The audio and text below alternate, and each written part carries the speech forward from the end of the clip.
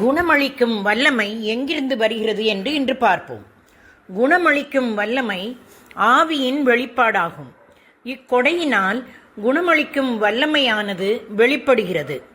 குணப்படுத்துதல் என்பது உடல், உள்ள, ஆன்மீக மற்றும் பரம்பரை சார்ந்த குணப்படுத்துதல் அடங்கும். ஜெபம் செய்த உடனேயே முழுமையான குணப்படுத்துதலை பெற்றுக்கொள்ள வேண்டிய அவசியம் இல்லை. சிறிது நாட்கள் ஜெபித்த பிறகும் குணத்தை பெற்றுக்கொள்ளலாம். விவிலியம் குணமளிக்கும் கொடையை குணமளிக்கும் கொடைகளாக கருதுகிறது. பல வகையான குணப்படுத்துதல் இருப்பதே இதற்கு காரணம். போதனையின் போதே அநேக பேர் குணமடைகின்றனர். ஒரு சிலருக்கு ஜெபிக்கும் போது அவர்கள் குணமடைகின்றனர். மற்றும் சிலர் அவர்களின் தலையில் கை வைத்து ஜெபிக்கும் போது குணமடைகின்றனர். அவரிடமிருந்து வல்லமை வெளிப்பட்டு அனைவர் பிணியையும் போக்கியதால் அங்கு திரண்டிருந்த மக்கள் யாவரும் அவரை தொட முயன்றனர்.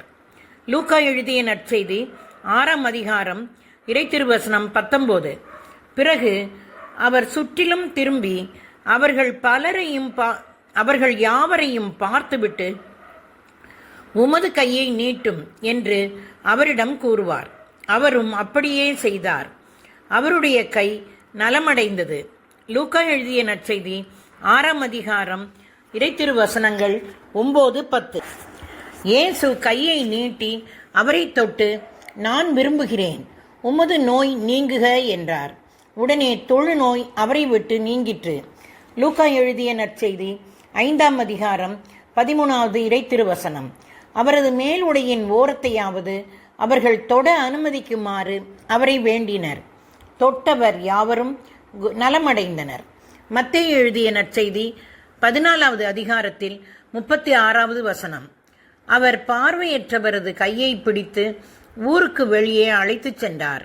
அவருடைய விழிகளில் உமிழ்ந்து கையை அவர் மேல் வைத்து, மார்க்கு எழுதிய நற்செய்தி 8ஆம் அதிகாரம் 23வது வசனம். பேதுரு நடந்து செல்லும் போது அவர் நிழல் சிலர் மேலாவது படுமாறு மக்கள் உடல் நலமற்றோரை கட்டில்களிலும் படுக்கைகளிலும் கிடத்தி சுமந்து கொண்டு வந்து வீதிகளில் வைத்தார்கள். திருத்தூதர் பணி 5ஆம் அதிகாரத்தில் 15வது வசனம். பவுல் வழியாக கடவுள் அரும்பெரும் வல்ல செயல்களை செய்து வந்தார்.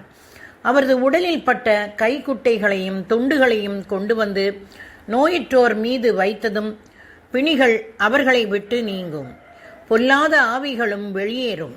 திருத்தூதர் பணி 9வது அதிகாரம் வசனம் 11.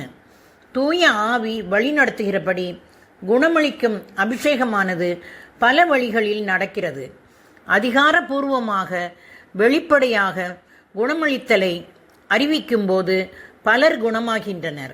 உதாரணமாக, போதகர் இந்த கூட்டத்தில் முதுகு வலியோடு இருக்கும் நபரை ஆண்டவர் குணமளிக்கிறார் என்று கூறுகிறார்.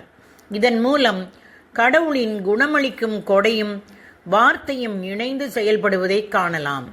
அநேகம் பேர் தொலைபேசியின் மூலம் ஜெபிக்கும் போதும் குணமடைகின்றனர்.